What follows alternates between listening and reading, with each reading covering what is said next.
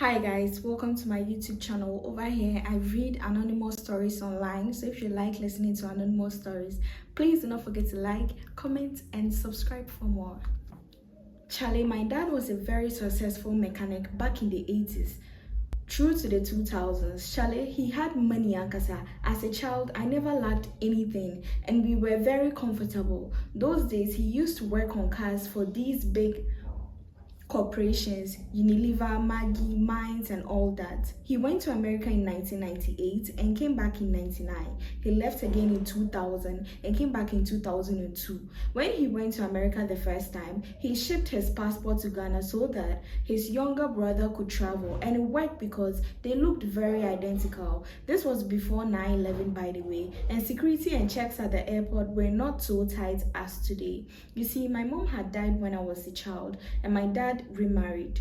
We were three siblings who lost our mom, and I was the last born. He was warned when he was about to marry that woman, but who go fit advise rich man? We were kids, so we couldn't really grasp whatever that was going on well. The woman never liked us because obviously we ain't her children, but she was the one my dad chose. Fast forward to 2004, he left again for America and never came back until 2012. He left his thriving business for someone to handle. As to why he did that, I do not know. Remember, I said we were kids and didn't know much. The business started going down and eventually collapsing. He was doing his fatherly duties though, paying fees and all from America. My sister too got the chance to visit England during the summer holidays and work before school reopened, uni. My dad's wife told him that she was gonna leave him if he doesn't come to Ghana cause he has left her with 4 kids even though he was doing his duties. So after 10 solid years of staying in America, he came back to Ghana without having his papers,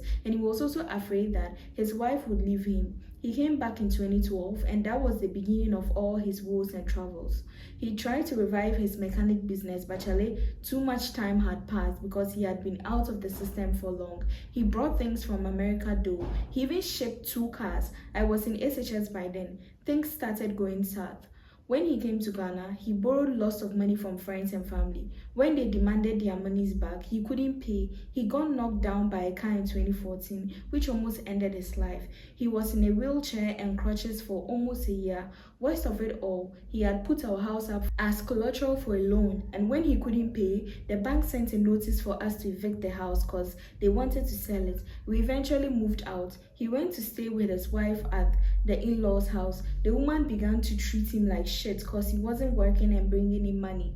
She threatened to throw him out several times. By this time, I was in the university. I was staying with a family member. My big sis was in the UK, married with kids. My dad had a stroke and this woman refused to take care of him. He recovered somehow. The marriage was done for. One cold night, the woman said she had had enough of my dad and threw him out with his belongings. He went to stay with a family member. He was like 65 now. The family house too, he stayed there for some time and they said someone was coming to live there, so he had to move.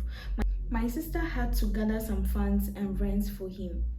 Basically, the head and tail of it all is that, I don't know, all the monies he made, he did not make any properties, and everything he has done has just resulted in his downfall. It's like he was up there and he came back to nothing, and there was no way he was going to rise above all of that at that age, at that time. There was just lack of planning. You know, they always say that until you're in someone's shoes, you never really know what they were going through, but at least if he had so many properties, and you know, it doesn't even have to always be businesses, properties. If he had come, I would say it's lack of planning, because when you were there, you were making money, and that his brother, he made him go, no, and all of that. Where were all those people? And he was caring for the wife, so why is it that when things went south, it's like she threw him out? Because it's not like he forgot about her or he left things there. Just at this life, you are never guaranteed of anything, boy. A year ago, I met a guy under my post. We started talking off the app because I liked his voice. So did he. We started talking almost every day, not on call though, only via WhatsApp and Snap. I used to tell him everything, so he sometimes opened up to me too, and we share ideas. I told him about my relationships and we did have discussions about it. As time grew, he knew almost everything about me. But the problem started when I fell for one Jodel guy. I started talking with my new guy. We were talking, but not every time. I started feeling depressed in my relationship, making it difficult for me to talk to anyone. That relationship literally messed me up to the extent that I was in no mood to speak with anyone, even my parents. The problem with me is I easily get attached with people once they get really close. The relationship didn't really go well after all the plans and plots I placed in it. It made me start to hate jodeless because the person I was dating was a guy I helped here. I spoke with the other guy I met here one time about this new relationship,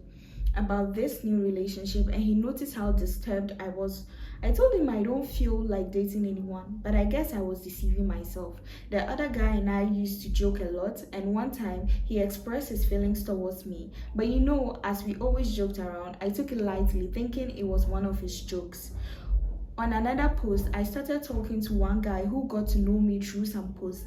This guy started talking with me almost every time. We did make FaceTime and normal calls, including texting on Telegram, Snap, and iMessage. Through him, I was able to get over the other guy. I helped and I started to get interested in the new one. The thing is, I started feeling something for this new person again, and eventually we dated for some days, but I ended things with him because of some few reasons. I was distant, and the other guy I first met got into contact with me. I told him about this new relationship which didn't work out, and he started blabbing about how he loves me and I don't want to be with him because of some few reasons. Truth be told, when he was telling me about how he felt, I didn't think it was true because there were several reasons why I didn't think so. First of all, I make a lot of naughty posts here and I troll people because my DM was always off. I don't send requests if you ask me to. Secondly, I met him under almost all those posts, so it made me feel like he's just like everyone out there. Thirdly, I was thinking about my financial status and how most of the boys I have dated are just after my money, nothing serious. So I just thought he was just like them. Currently, after a recent failed relationship, everything and everyone around me, I just try to push away. I feel like betrayal is all over the place and everyone is after one thing or the other. Some few days back, this guy has been asking me why I have been distant from almost everything. I hardly street talk or be online. Let's call the first guy I met JK, the guy I helped financially here AB, and the second guy I dated AN. So JK has been pestering me, asking me why I hardly talk and how he wished to have the old me back and he misses our convos. Here is the case where I absolutely hate the idea of being in a relationship again, but JK swears he loves me and he would do anything to have the old me back because he doesn't like it when I am he doesn't like it when I am depressed and all that. Why am I laughing? The AJ and the JK and the KP is just so funny. The question is, with all these things that I'm going through, I feel like I'm not ready for another one yet, and I don't want to get hurt.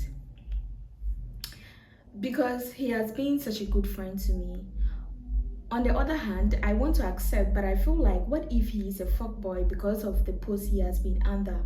On the other hand, I don't want to because of my past experience. Like for now, if I accept his proposal, I don't know if I can love him truly. I know he will see this post. Sorry if you do, because I feel like I'm really stressing you. To be honest, this is so confusing. Do you guys remember the story I posted last week about the KP and the SK and the TK and then the 3, it's the same thing. Good luck to you, on your selection. Me, I don't know what to say. The story itself is confusing. When you start mentioning JK and KP, like I said in the other one, you need to sit back. You seem confused and you don't know what you're about actually. Sit back, relax, take a break. If you don't want to take a break, well, take your time and see what works for you. Sometimes all you need is a break though. My girlfriend invited her ex over to my apartment and I'm absolutely livid right now. I live in my own apartment. My girlfriend Lily lives with her roommates, but if I'm being honest, she basically lives over here 80% of the time.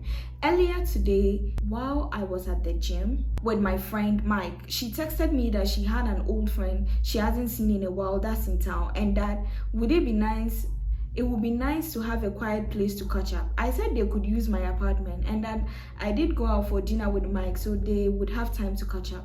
During this time, I am at the gym, so I was in a rush. I didn't ask who she was inviting over and all the other stuffs. Well, apparently I should, as the old friend she was apparently catching up with alone in my apartment was her only ex-boyfriend Kyle. Around 30 minutes after this conversation, I get a text from her saying they are at the apartment. I just said bet and continued with my friend. Mike and I finished our workout around 7 p.m. and decided we did go to Whole Foods as their hot salad bars got some great food. We ate there and finished around 8:30ish.